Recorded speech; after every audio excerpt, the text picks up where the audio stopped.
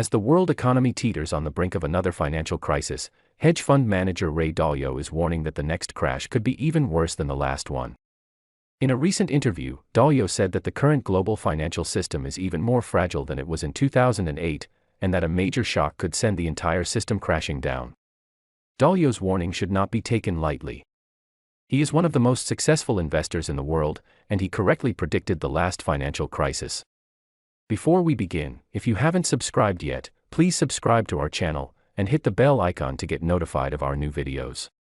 So, if Dalio is right and another financial crisis is coming, we could be facing some very tough times in the near future.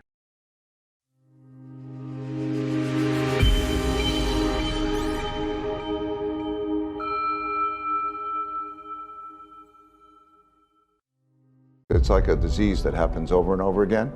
There's a process. Everything that happens has a cause. And by understanding that process and cause, you know the red flags.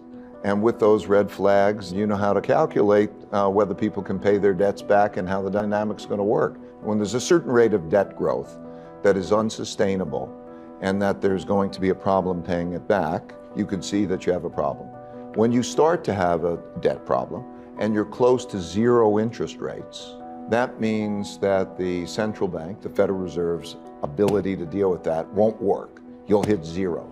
And then you enter a new world. Okay, the last time that happened was 1928 to 1929, 30, 31. That's what happened. What happened in 2007 and 9 was the exact same thing. A debt crisis, too much debt, and you hit zero interest rates and out of luck. And then what happens, there's a classic way of dealing with that, is that the central bank has got to print money and go buy financial assets. And so that's what all the entities did. And so by being able to watch it day by day as to how they went about doing that, allowed us to navigate the crisis so that we could see the rates of deterioration and then the actions taken to end that in much the same way as the Federal Reserve ended it in 1932, 1933, for the same reasons.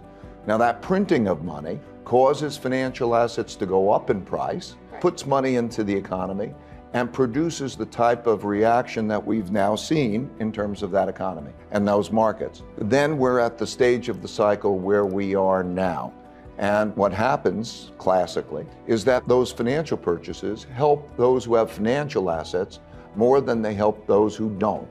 It causes a greater wealth gap. And very classically, that causes populism. And then you move into a situation that's very similar. So being able to see mechanically how that dynamic worked allowed us to navigate it well. The early part of the debt cycle is the great part of the debt cycle because the borrowing of money is being put into assets that are going to be able to pay back that debt and grow, and asset prices go up. Then you enter the bubble stage when everybody is extrapolating that because it happened in the past. Because those assets went up, they're going to continue to go up and they're going to continue to rise, and it pays to borrow money to do it, but they're not able to actually pay off their cash flow. The top of the cycle usually happens when the bubble exists and also the Federal Reserve or the central bank begins to tighten money to slow that bubble at the high part of the cycle. So as we take a look at that, we are approaching more the top of that cycle. I don't think we're there yet. I think we're in the 7th inning. When you have that tightening and then you have the turn down, I'll call the depression phase, that depression phase happens because you hit zero interest rates and because they're less effective in monetary policy. That's why 2008 was like it was in much the way 1930 was. And so that's the depression phase. In my opinion, on this long-term debt cycle, we are relatively late in a longer-term debt cycle. We're relatively late in a business cycle. That doesn't mean imminent. I mean, I think there's 2 or 3 more years probably in this. I'm not sure for sure. But we are then going to have a downturn at some point. Downturns always come, recessions always come.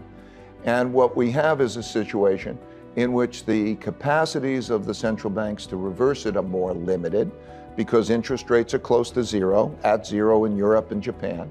And also, the effectiveness of monetary policy, quantitative easing, is largely behind us because they have put that money in and those asset prices have risen.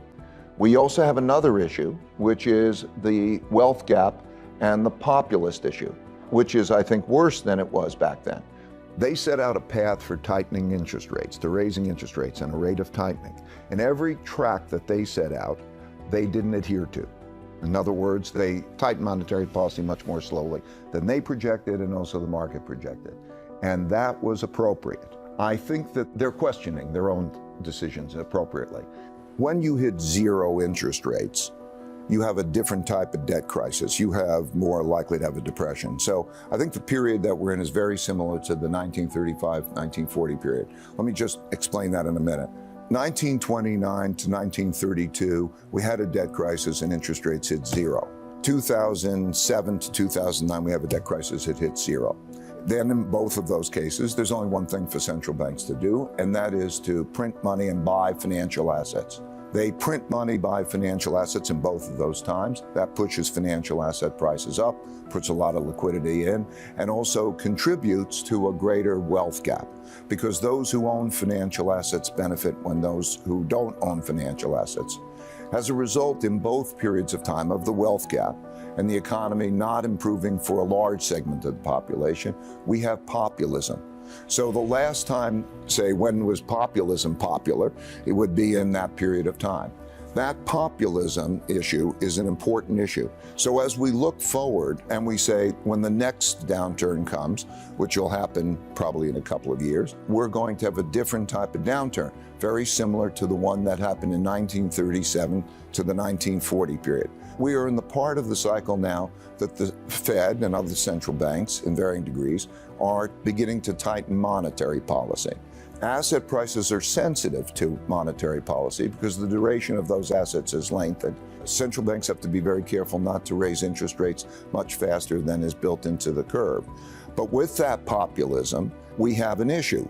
So if we think about what the next downturn will be like, the downturn, I think, will be very different than the one in 2008. It'll be one in which I think that the social and political problems will be great because of that wealth gap and populism. I think there'll be more conflict. I also worry about the effectiveness in monetary policy in reversing that, because monetary policy has interest rates, and we can't lower interest rates as much, and it has quantitative easing, the purchases of financial assets to push other financial assets out and get liquidity into the system. And that is at its maximum. So when we have a downturn, we're not going to have it to be as effective.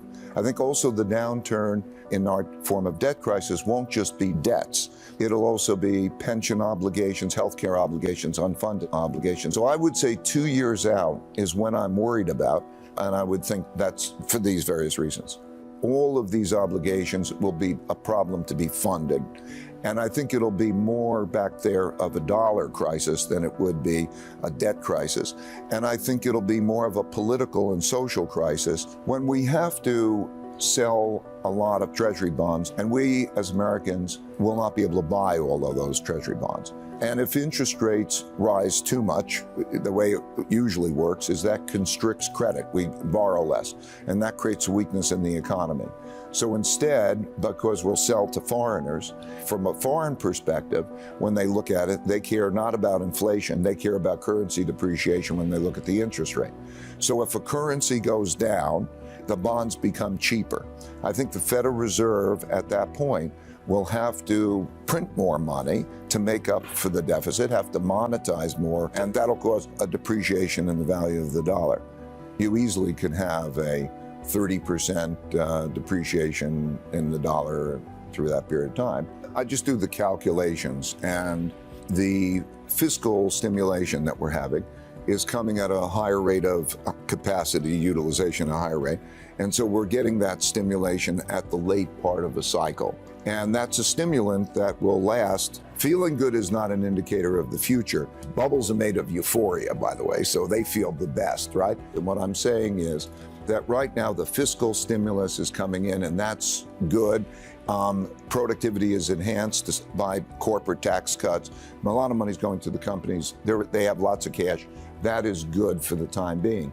If you do, when that stimulus passes through and then diminishes, but the borrowing doesn't. So the borrowing will be in the marketplace about that time.